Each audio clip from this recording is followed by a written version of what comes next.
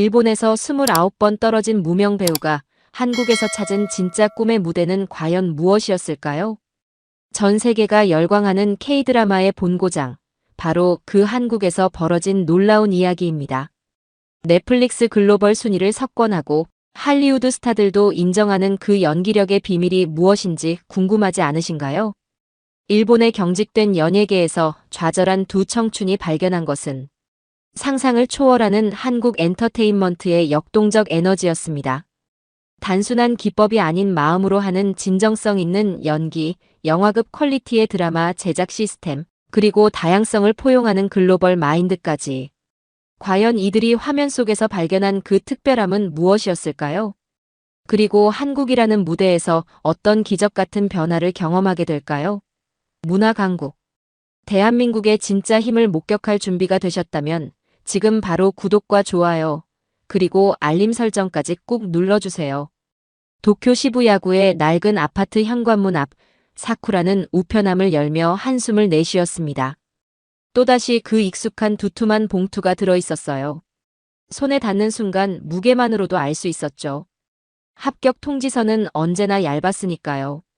봉투를 뜯지도 않고 원룸으로 올라갔습니다. 벽에 붙인 달력에는 빨간 동그라미가 29개나 그어져 있었어요. 각각이 오디션 날짜였고 모두 실패로 끝났던 기록들이었습니다.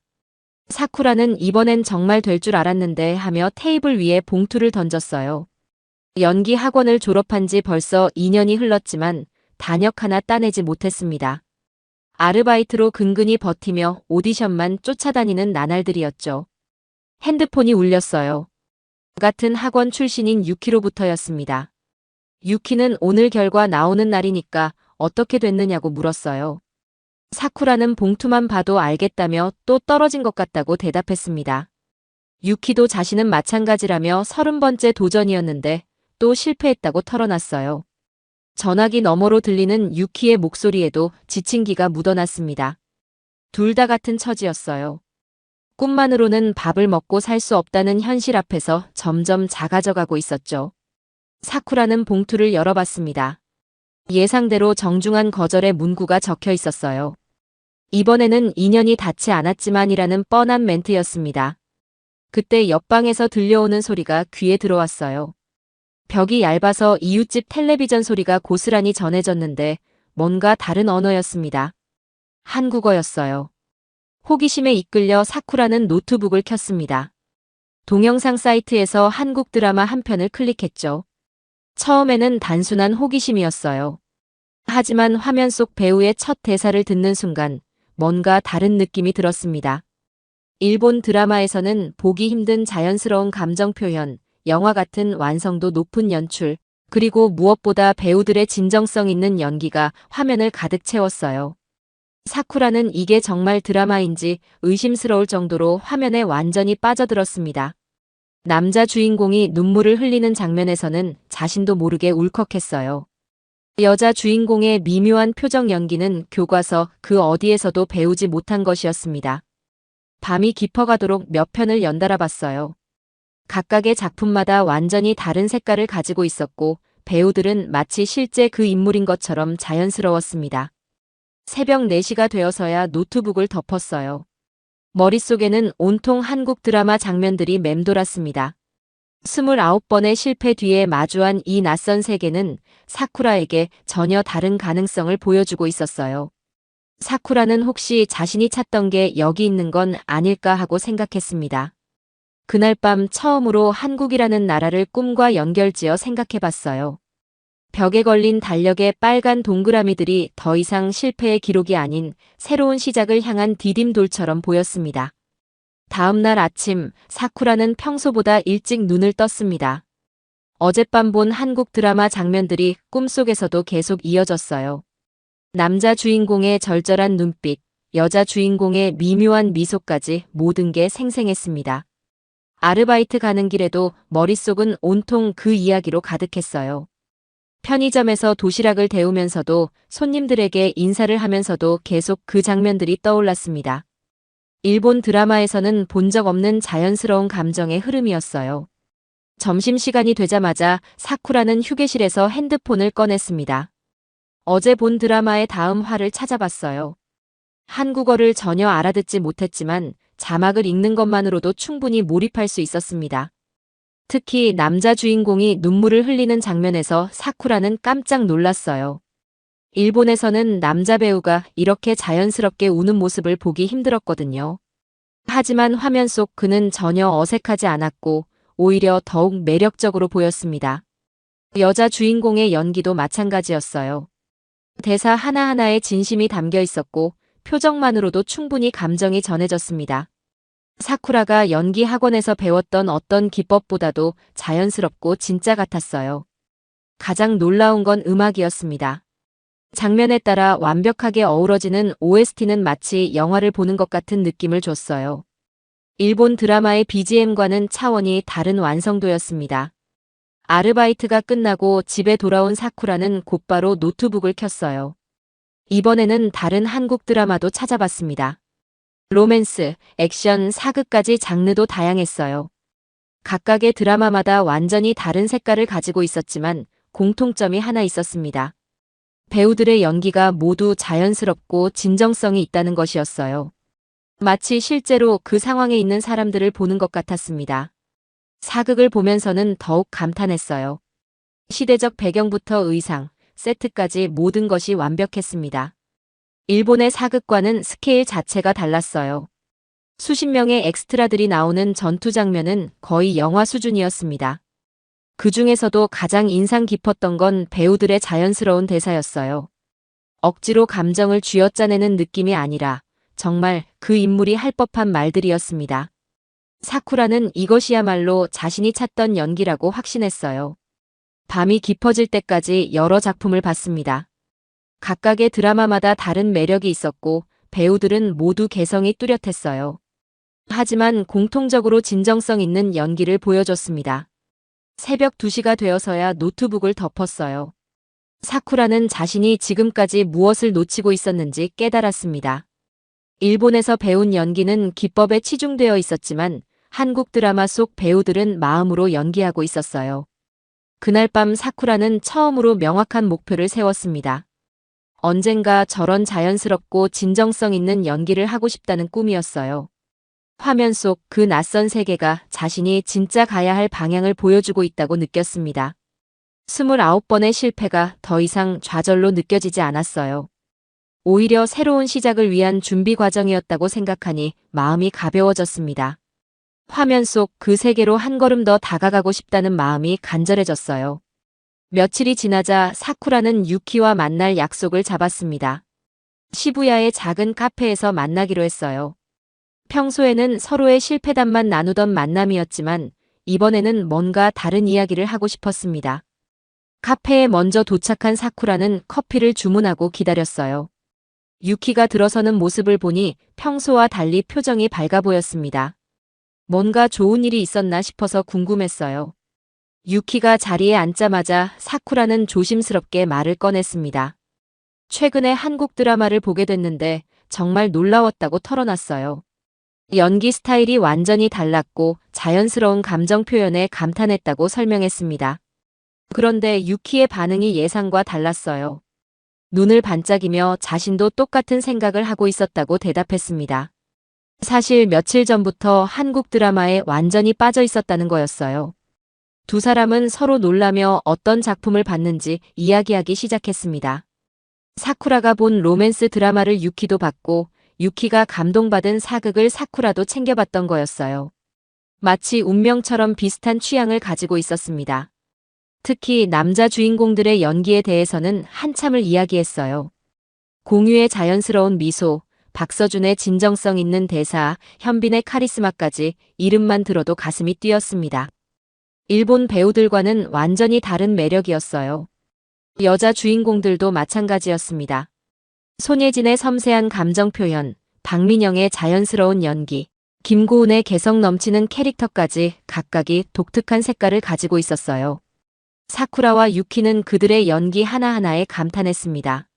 시간 가는 줄 모르고 이야기를 나누다 보니 어느새 밤이 되어 있었어요.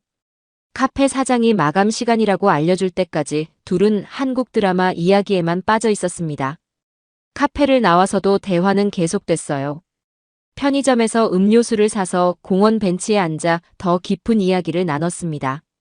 한국 드라마 속 배우들이 보여주는 연기는 교과서에서 배우지 못한 진짜였다고 두 사람 모두 인정했어요. 유키는 특히 한국 사극에서 본 대규모 전투 장면에 감동받았다고 했습니다. 수백 명의 엑스트라와 완벽한 세트, 그리고 영화 같은 연출이 일본 드라마와는 차원이 달랐다는 거였어요. 사쿠라는 로맨스 드라마의 자연스러운 감정 표현에 더 관심이 많았습니다. 특히 남녀 주인공 간의 케미스트리가 정말 실제 연인 같아서 놀라웠다고 설명했어요. 억지스럽지 않고 진짜 같은 사랑 이야기였다는 것이죠.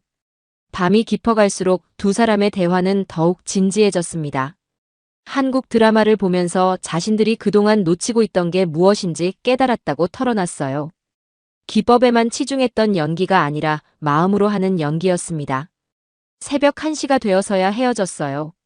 집으로 가는 길에 사쿠라는 오늘 밤이 특별했다고 느꼈습니다. 혼자만의 비밀이라고 생각했던 한국 드라마에 대한 관심을 유키와 나눌 수 있어서 기뻤어요. 그날 밤 사쿠라와 유키는 각자의 집에서 또다시 한국 드라마를 봤습니다. 하지만 이번에는 혼자가 아니었어요. 같은 꿈을 공유하는 친구가 있다는 사실만으로도 마음이 든든했습니다. 두 사람은 그날 밤 처음으로 한국이라는 단어를 꿈과 진지하게 연결지어 생각해봤어요. 단순한 호기심이 아닌 진짜 목표로서 말이죠. 다음 날부터 사쿠라와 유키는 더 적극적으로 한국 드라마를 찾아봤습니다. 하지만 자막에만 의존해서 보다 보니 한계를 느꼈어요. 배우들의 실제 목소리 톤이나 미묘한 감정 변화를 놓치고 있다는 생각이 들었습니다. 특히 한국어 특유의 억양이나 감정 표현을 제대로 이해하지 못하는 것이 아쉬웠어요. 자막으로는 전달되지 않는 뉘앙스가 분명히 있을 거라고 생각했습니다. 그래서 두 사람은 한국어를 배우기로 결심했어요. 시부야에 있는 한국어 학원을 찾아갔습니다. 생각보다 많은 일본인들이 한국어를 배우고 있어서 놀랐어요. 대부분 K-팝이나 드라마 때문에 관심을 가지게 된 사람들이었습니다. 첫 수업은 기본 인사부터 시작됐어요. 안녕하세요라는 간단한 말조차 발음하기 어려웠습니다. 혀의 위치부터 입모양까지 일본어와 완전히 달랐거든요. 사쿠라는 몇 번을 반복해도 제대로 소리가 나지 않아서 답답했어요. 유키도 마찬가지였습니다. 감사합니다를 말할 때마다 어색한 발음이 나왔어요. 선생님이 몇 번이고 교정해줘도 쉽게 고쳐지지 않았습니다. 두 사람은 서로의 발음을 들으며 웃기도 하고 격려하기도 했어요. 가장 어려운 건 받침이었습니다. 일본어에는 없는 개념이라서 이해하기 힘들었어요. 같은 글자라도 위치에 따라 발음이 달라진다는 게 신기하면서도 복잡했습니다. 사쿠라는 집에서도 계속 연습했어요. 한글을 읽는 것도 처음에는 어려웠습니다. 자음과 모음이 결합되는 방식이 일본어와 달랐거든요. 하지만 며칠 지나니 조금씩 읽을 수 있게 됐어요. 간단한 단어부터 천천히 해독해 나갔습니다. 2달 정도 지나자 기본적인 대화는 할 수 있게 됐어요. 물론 아직 어색했지만 처음보다는 훨씬 나아졌습니다. 사쿠라는 한국 드라마를 볼 때 자막 없이도 간단한 대사는 알아들을 수 있게 됐어요. 유키는 한국 가요를 들으면서 발음 연습을 했습니다. 좋아하는 배우가 나온 드라마의 OST를 반복해서 들으며 따라 불렀어요. 처음에는 엉터리였지만 점점 그럴듯해졌습니다. 학원에서 만난 다른 학생들과도 친해졌어요. 모두 한국 문화에 관심이 많은 사람들이었습니다.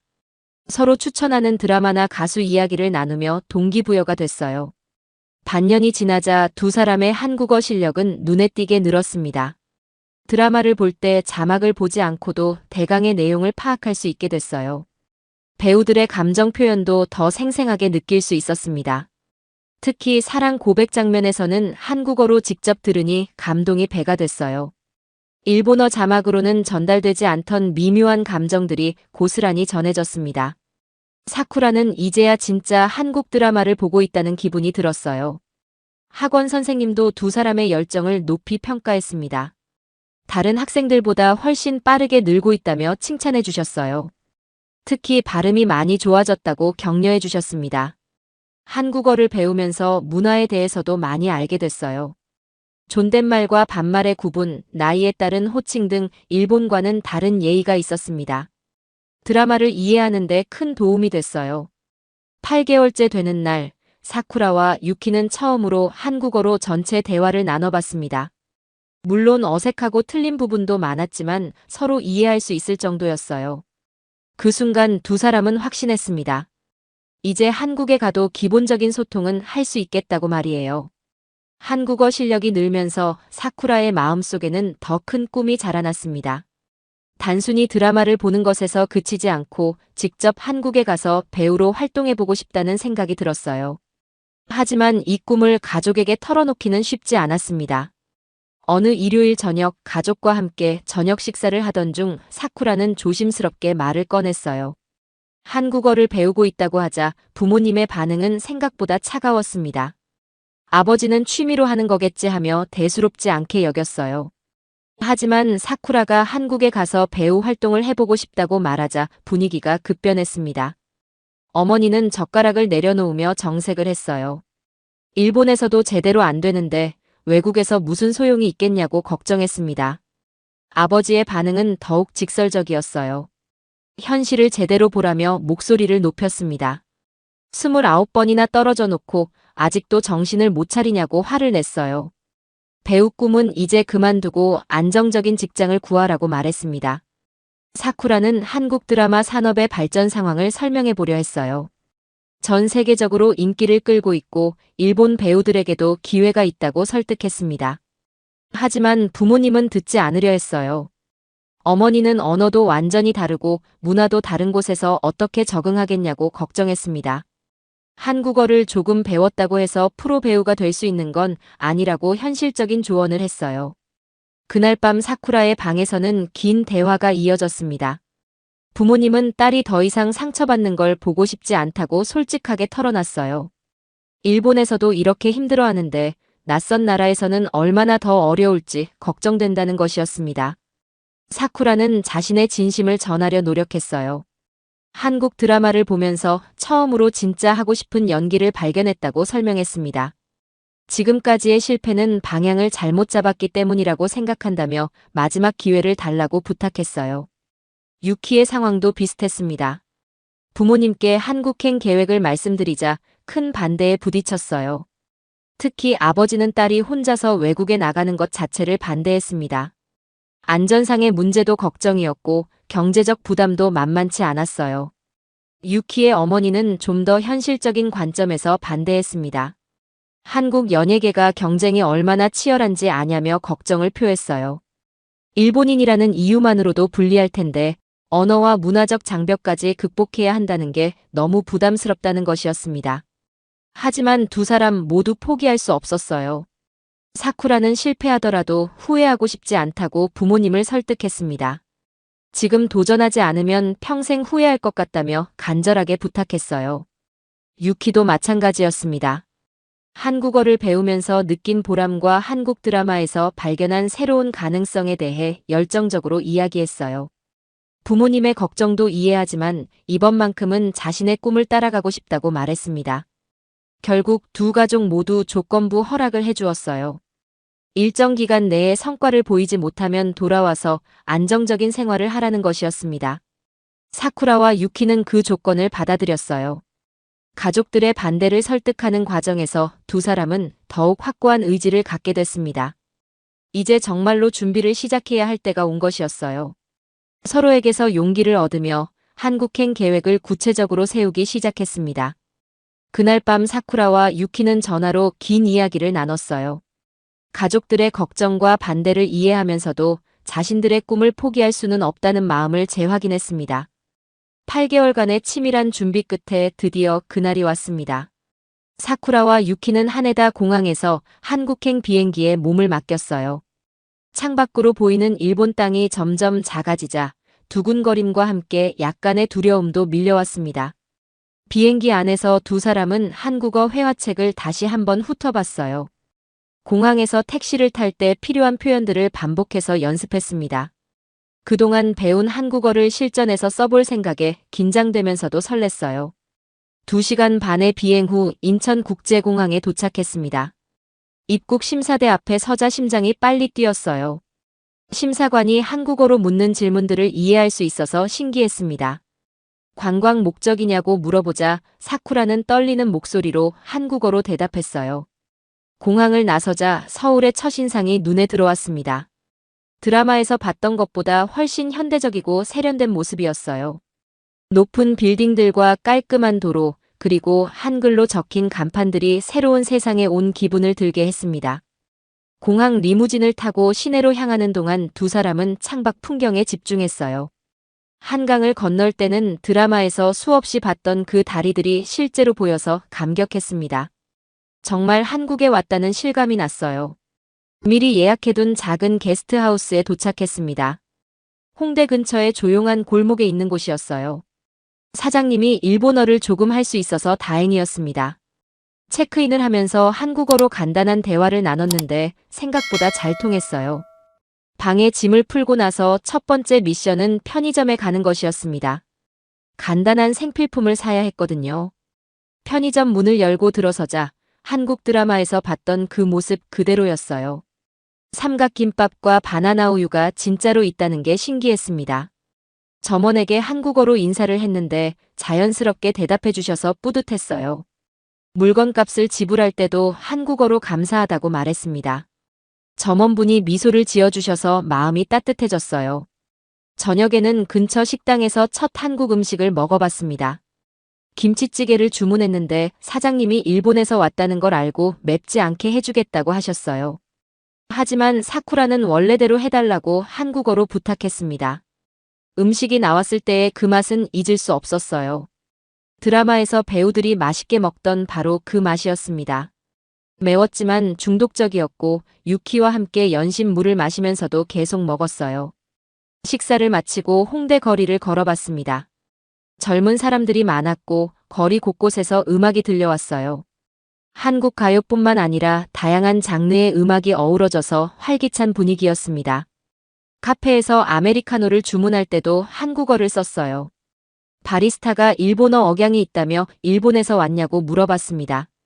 한국 드라마를 좋아해서 왔다고 대답하자 반갑게 맞아주셨어요.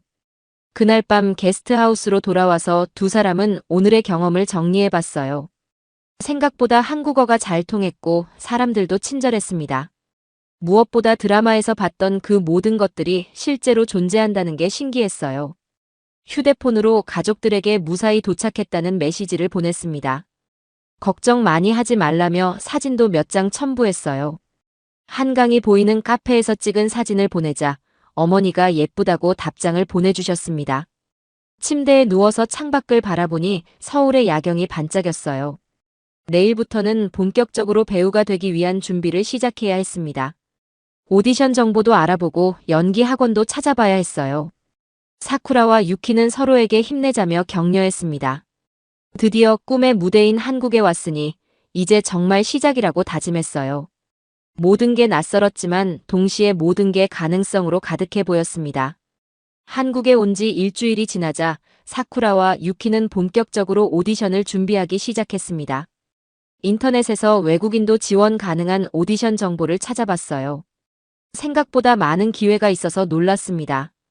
특히 한 제작사에서 진행하는 새 드라마 오디션이 눈에 들어왔어요.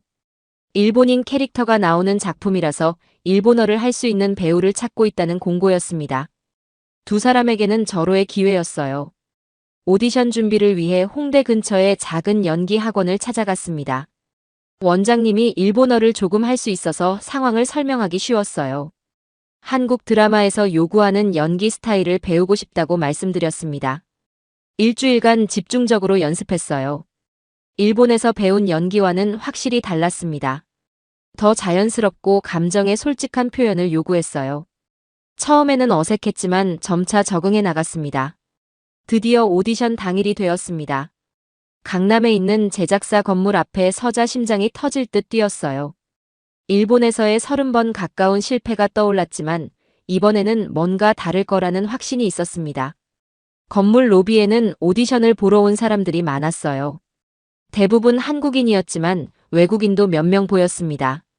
사쿠라는 번호표를 받고 대기실에 앉아서 마음을 가다듬었어요. 유키는 사쿠라보다 먼저 호명됐습니다. 떨리는 마음으로 오디션장에 들어가면서 행운을 빌어달라고 손짓했어요. 사쿠라도 손을 흔들며 응원해줬습니다. 사쿠라의 차례가 되자 오디션장 문 앞에서 깊게 숨을 들이쉬었어요. 문을 열고 들어서니 3명의 심사위원이 앉아 있었습니다. 생각보다 편안한 분위기여서 조금 안심이 됐어요. 먼저 한국어로 자기소개를 했습니다. 이름과 나이 그리고 일본에서 온 이유를 간단히 설명했어요. 발음이 완벽하지는 않았지만 진심을 담아 말했습니다. 심사위원들이 고개를 끄덕이며 들어주셨어요. 준비한 연기를 시작했습니다. 한국 드라마에서 본 자연스러운 감정 표현을 최대한 살려보려 했어요. 일본에서 배운 기교적인 연기가 아니라 마음에서 우러나오는 진정성을 보여주려 노력했습니다. 연기를 마치자 심사위원 중 한 분이 질문을 했어요. 왜 한국에서 배우를 하고 싶은지 물어보셨습니다. 사쿠라는 솔직하게 대답했어요. 한국 드라마를 보면서 진짜 연기가 무엇인지 깨달았다고 설명했습니다. 또 다른 심사위원이 일본어로 몇 마디 해보라고 하셨어요. 드라마에 나오는 일본인 캐릭터의 대사를 즉석에서 연기해보라는 것이었습니다. 사쿠라는 자연스럽게 일본어 대사를 했어요.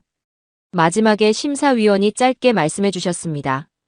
열정이 보인다며 계속 도전하라고 격려해 주셨어요. 합격은 아니었지만 그 말 한마디가 일본에서 받은 수십 장의 불합격 통지서보다 값졌습니다. 오디션장을 나와서 유키를 만났어요. 유키도 비슷한 경험을 했다고 했습니다. 비록 합격하지는 못했지만 심사위원들이 친절했고 가능성을 봐주는 느낌이었다고 털어놨어요. 두 사람은 근처 카페에서 오늘의 경험을 정리해봤습니다. 일본에서의 오디션과는 분위기가 완전히 달랐어요. 더 열린 마음으로 지원자를 바라봐주는 느낌이었습니다. 무엇보다 한국어로 소통이 가능하다는 자신감을 얻었어요. 몇 개월간 열심히 배운 한국어가 실전에서 통했다는 게 뿌듯했습니다. 앞으로 더 많은 기회가 있을 거라고 확신했어요. 그날 저녁 게스트하우스에서 가족들에게 전화를 걸었습니다. 첫 오디션 경험을 들려드리자 부모님도 안심하시는 것 같았어요. 적어도 한국에서 소통하는 데는 문제가 없다는 걸 알려드릴 수 있어서 다행이었습니다. 사쿠라와 유키는 오늘을 시작으로 더 많은 오디션에 도전하기로 다짐했어요. 이곳에서라면 일본에서 느끼지 못했던 가능성을 찾을 수 있을 것 같았습니다. 첫 번째 오디션이 비록 불합격이었지만 희망을 잃지 않았어요. 첫 오디션이 끝난 주말 저녁, 사쿠라와 유키는 드라마에서 수없이 봤던 그 장소로 향했습니다. 한강공원이었어요. 지하철 2호선을 타고 여의나루역에서 내려 한강으로 걸어갔습니다. 해가 지기 시작하는 시간이라 하늘이 붉게 물들어 있었어요. 강 위로는 유람선들이 지나가고 저 멀리 63빌딩이 보였습니다. 정말 드라마 속 그 장면 그대로였어요. 두 사람은 잠시 말없이 그 풍경을 바라봤습니다. 강변에 앉아서 편의점에서 산 음료수를 마시며 이야기를 시작했어요. 일주일 전만 해도 꿈만 같았던 한국 생활이 현실이 되었다는 게 신기했습니다. 유키는 정말 여기까지 왔다는 게 믿어지지 않는다고 중얼거렸어요. 사쿠라는 오늘 오디션에서 느꼈던 감정들을 털어놨습니다. 일본에서와는 확실히 다른 분위기였다고 말했어요. 심사위원들이 더 열린 마음으로 봐주는 느낌이었고 가능성을 인정해주려는 태도가 느껴졌다고 설명했습니다. 유키도 같은 생각이었어요. 한국에서는 외국인이라는 이유로 처음부터 배제당하지 않는다는 걸 느꼈다고 했습니다. 오히려 다양성을 인정하고 새로운 시도를 환영하는 분위기였다고 덧붙였어요. 강 위로 반짝이는 불빛들이 점점 많아졌습니다. 건물들에서 나오는 조명이 물에 반사되어 환상적인 모습을 만들어내고 있었어요. 마치 무대 위의 조명 같다고 사쿠라가 말했습니다. 그때 유키가 조심스럽게 물어봤어요.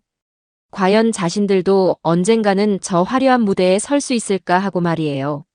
사쿠라는 잠시 생각해보더니 확신에 찬 목소리로 대답했습니다. 여기는 한국이라고 말했어요.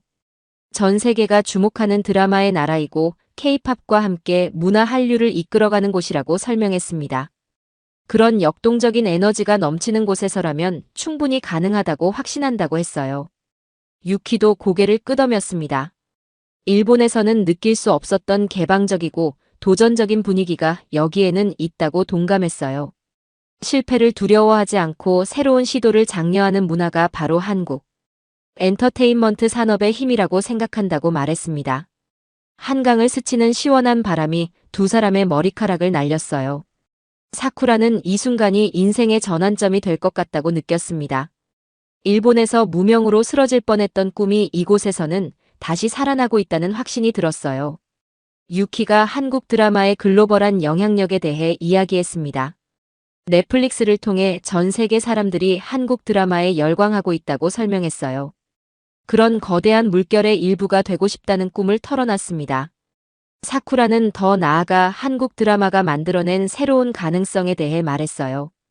이제는 아시아를 넘어서 전 세계가 무대가 되었다고 했습니다. 한국에서 성공하면 글로벌 스타가 될 수 있는 시대라고 강조했어요.